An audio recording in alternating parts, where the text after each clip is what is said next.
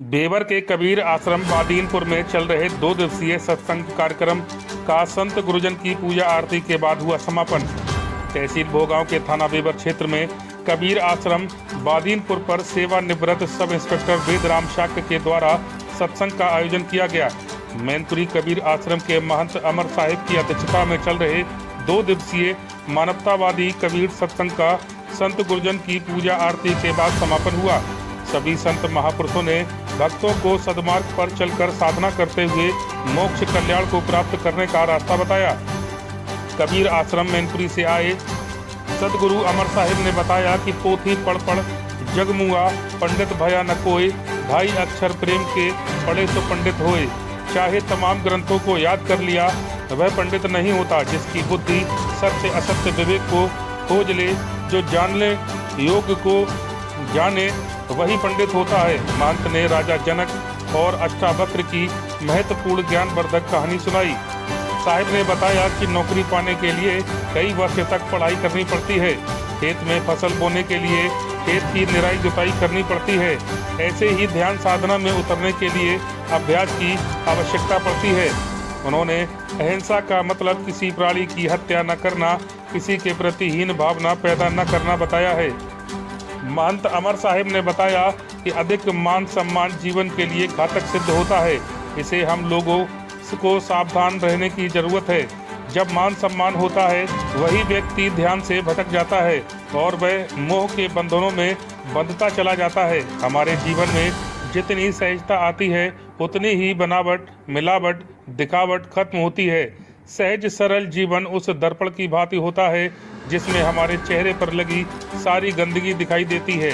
ऐसे सरल जीवन रूपी दर्पण में हमारे अंतःकरण रूपी आंतरिक चेहरे पर लगी हुई सारी इच्छा, वासनाओं, लोलुपताओं की कालिक दिखाई देती है। अतः सरल सहज जीवन आत्म आवाज के अनुरूप जिए हुए जीवन की सत्य स्थिति है। महंत ने सभी भक्तों से ध्यान साधना करने का आह्वान किया। फिरोजाबाद कबीर आश्रम के महंत लोकेश्वर साहब ने बताया कि जिसने गाली दी उसे दुखी होना चाहिए, जिसको गाली दी उसे दुखी नहीं होना चाहिए। जीवन में आत्मबोध सब रोगों की दवा है, जिससे सब रोग दूर हो जाते हैं।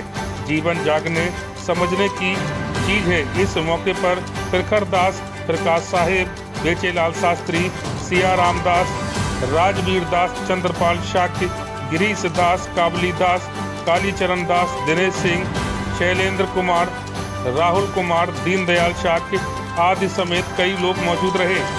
दुनिया सुधरे सब चिल्लाते, निज को आज सुधारे कौन।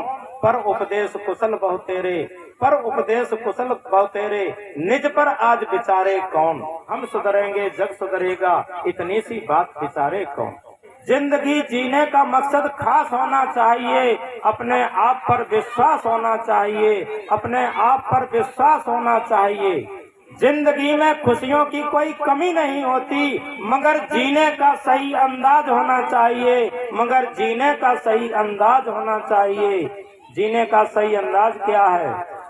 फूल बनकर मुस्कुराना जिंदगी है, फूल बनकर मुस्कुराना जिंदगी है, मुस्कुरा कर गम भुलाना जिंदगी है, मुस्कुरा कर गम भुलाना जिंदगी है। जीत कर मुस्कुराए तो क्या हुआ, जीत कर मुस्कुराए तो क्या हुआ, हार कर भी मुस्कुराना जिंदगी है, हार कर भी मुस्कुराना जिंदगी है।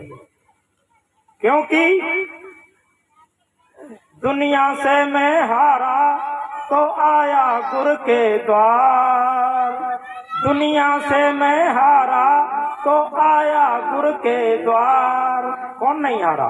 ध्रुव जब दुनिया से हारा तपस्या के लिए निकला, प्रहलाद जब हारा, मीरी सबरी जब हारी, सैदो जब हारी, बुद्ध जब हारे, महावीर जब हारे, जितने महापुरुषों को आज हम जानते हैं ये सब संसार से हार करके आए।